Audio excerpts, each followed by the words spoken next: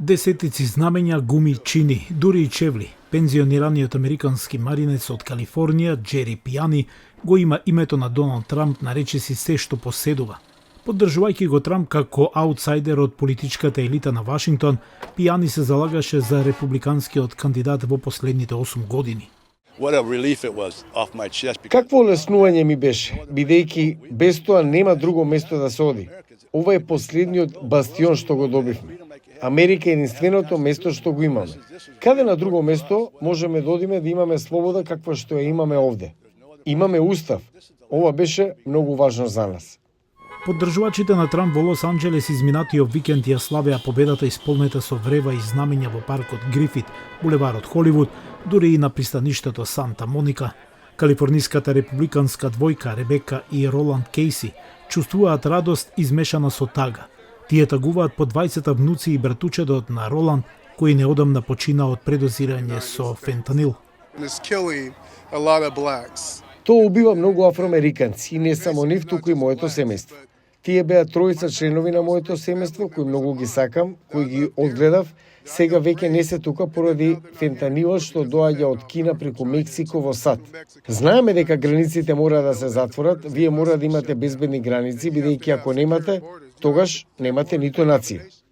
Ребека Кейси вели дека се надевале дека Трамп ќе биде избран во 2020 година.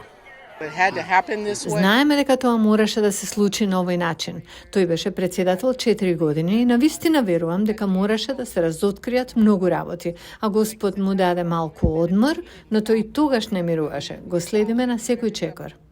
Гувернерот на Калифорнија Гевин Њусом минатата недела побара од законодавниот дом на државата да го зголеми легалното финансирање на одбрана на Калифорнија од потенцијалните напади на Белата куќа на Трамп врз правата на абортусот, регулативите за електрични возила, имиграцијските политики и федералната помош при катастрофи.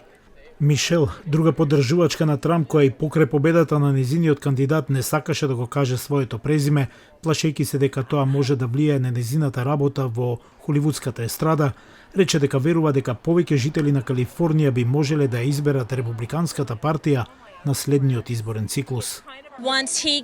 Штом ќе дојде на функцијата, на вистина на функцијата, мислам дека многу луѓе ќе го живеат својот најдобар живот.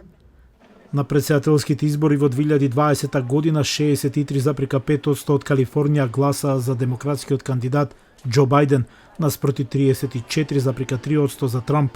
Во 2024 година Харис доби само 58,2%, а Трамп 38,9%. Последен пат републикански претседателски кандидат победил во Калифорнија Џорџ Буш во 1988 година.